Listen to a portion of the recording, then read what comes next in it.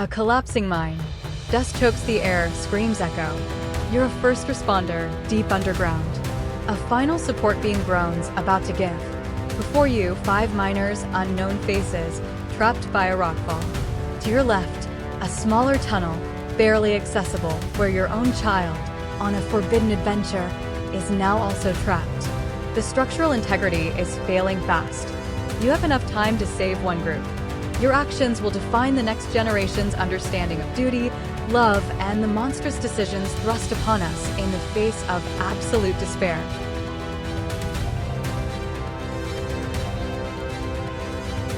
Who lives? Who dies? Will you be remembered as a hero or a monster?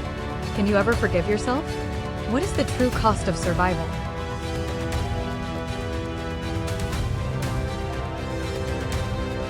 Ten, 9, 8, 7, 6, 5, 4, 3, 2, 1. This dilemma tears at the fundamental human instinct of parental love versus societal duty.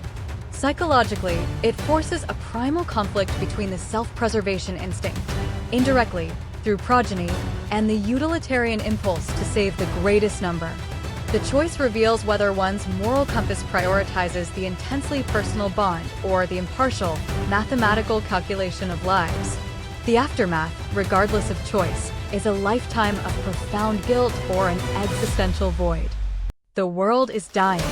A new plague, the whisper, erases minds, then lives. You are the lead scientist. After years of isolation, you've found a cure. But it's not perfect.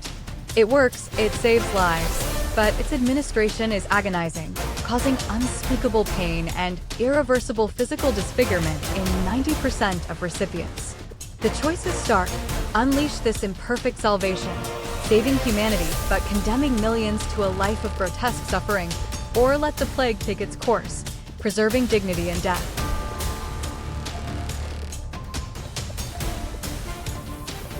Is a life of torment better than a peaceful end? Are you a savior or a torturer? Can you play God with so much agony? What is the true value of life?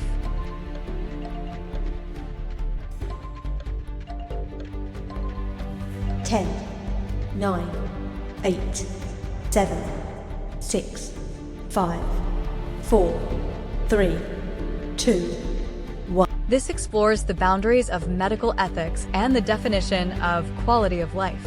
Is human existence valuable at any cost, or does dignity play an intrinsic role? The psychological burden of condemning millions to suffering, even to save them, would be immense. It forces us to confront our capacity for cruelty, even when driven by the best intentions, and the chilling realization that saving can be a form of prolonged torture. It's a utilitarian nightmare. You are a journalist, dedicated to truth. You've uncovered a vast, powerful criminal syndicate responsible for unspeakable atrocities. You have irrefutable proof. But they know you know. Your family, your spouse, your children has been taken. The ultimatum is chillingly clear. Publish the story, expose their empire, and your loved ones will suffer an unimaginably brutal public death. Or bury the story, remain silent, and your family will be returned unharmed, but the syndicate will continue its reign of terror.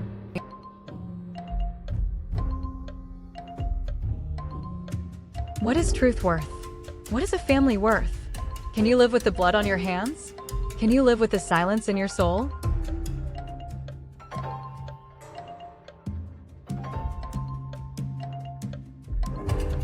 Ten, 9, 8, 7, 6, 5, 4, 3, 2, 1. This dilemma pits integrity and justice against the primal need to protect one's own.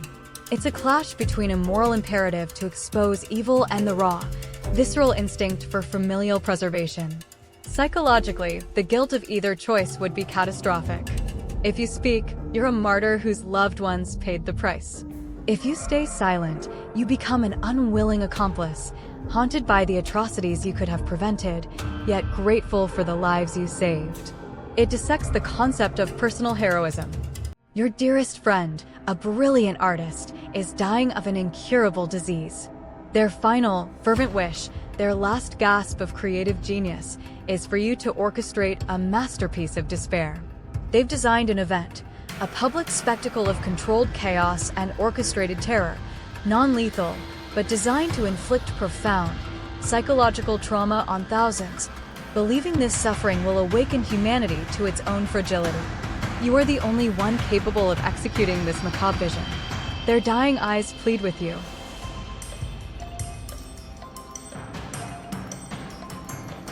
Is a promise sacred, even to the grave? Is suffering art? Can you be an instrument of torment for love? What kind of legacy will you truly build?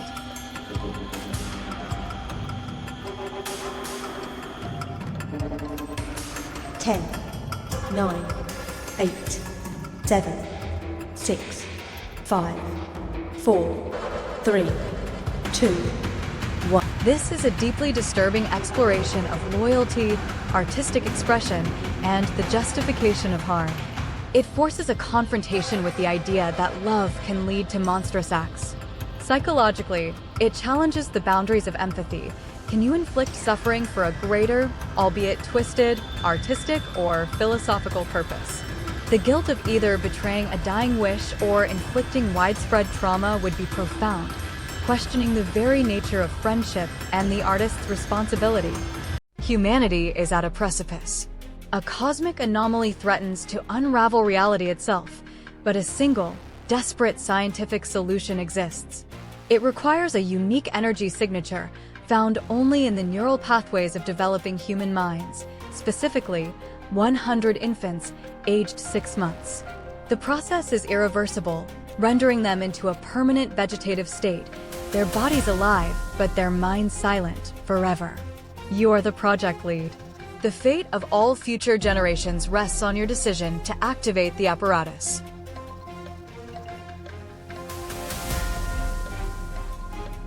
Can the innocent be sacrificed for the many? Is a future built on such horror worth living? Can you silence 100 minds for 8 billion lives? Who are you to play God?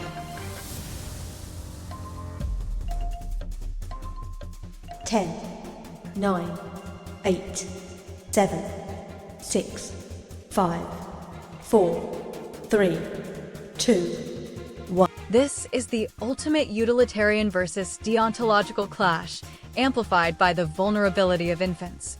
It delves into the concept of inherited guilt and the foundational morality of a future society. Psychologically, the act of knowingly condemning infants to a living death would be an unparalleled trauma, raising questions about the very definition of humanity and the cost of survival.